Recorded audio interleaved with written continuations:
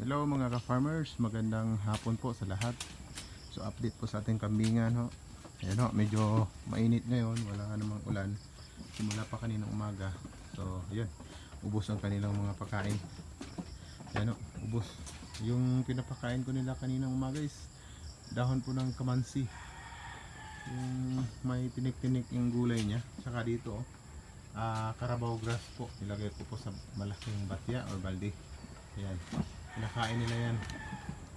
Yan. Tapos itong maliliit na upgraded na ito is pinapastol ko kada alas 4 ng hapon hanggang alas 5 medya ho. Yan.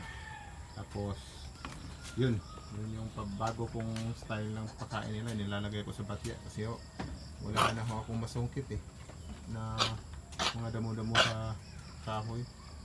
Yun na lang, ginagamitan ko na lang ng kutsilyo o yung sanggot, yung pagkuha ko ng Carabao grass. Ayan o, nilagay ko sa malaking batya at saka yun yung unti-unti nilang kinakain. Busog naman ho sila, wala naman silang pinipili.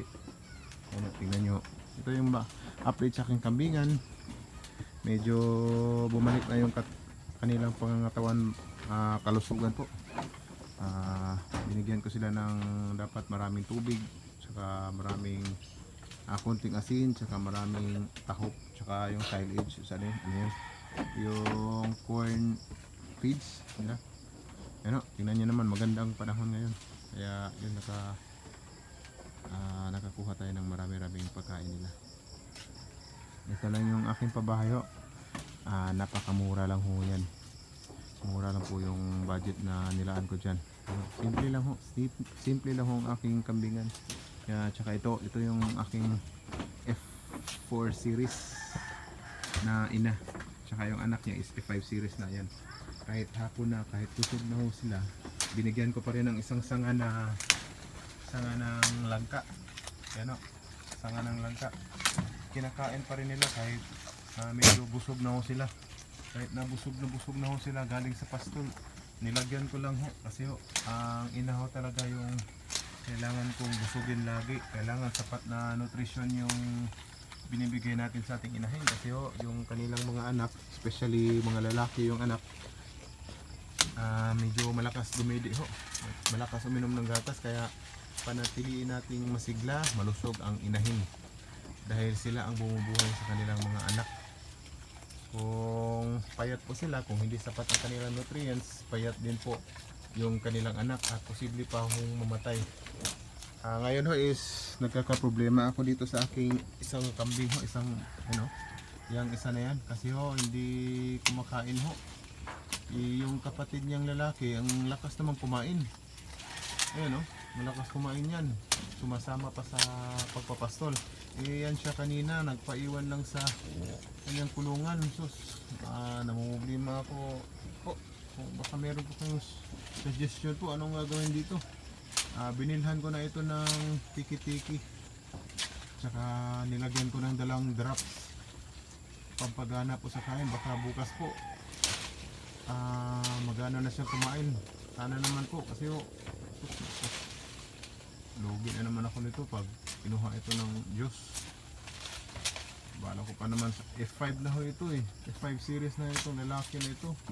Yung kapatid niya, ayun, lakas kumain ho, malaki na, mga 15 kilos na ho yata yung kapatid niya. Wala pang 2 months. Ayun, wala pa yung mga 2 months pero mabigat na ho timbang nila. Kaya itong isa lang, pagkatapos ng tag-ulan, ayan na nangyari sa kanya. Hindi na sumasama sa pastulan, hindi na lumalabas sa kanyang bahay, nagpapaiwan na lang. Yung ina niya lang, yung kapatid niya yung nagpapastol. Kaya baka may suggestion po kayo akin po na pwedeng gawin dito para lumakas ho, kumain o ano man yung ni-inject nyo. Currently ho, ginawa ko lang is pinainom ko ng tiki-tiki. Baka nagbabasakali ako, baka bukas lumakas yung kain niya. Kasi yung tiki-tiki ho, vitamins A, B, C, and D ho. Ang palakas ho daw ng kain. Baka ho bukas magana na siyang kumain. At saka baka may mga suggestion kayo po, idea, ibang pamaraan po para sigla ng aking barakong kambing na ito. Salamat po at yan lang po ang aking update sa aking farm. Yan ho, busog na busog sila sa langka. Kahit nabusog na sila sa pastulan, nilagyan ko pa rin ng isang sangang langka para lang po talaga mabusog sila. Kasi ho, pag may damo, kumakain ho talaga sila, hindi sila nagpapahinga. Yan ho, hanggang kahit kalahating gabi ho, kumakain ho sila. Naobserbahan ko po yun. Kaya kailangan natin panatiliin po yung kalusugan, especially yung mga inahin na may dalang anak. Salamat po mga farmers, happy farming.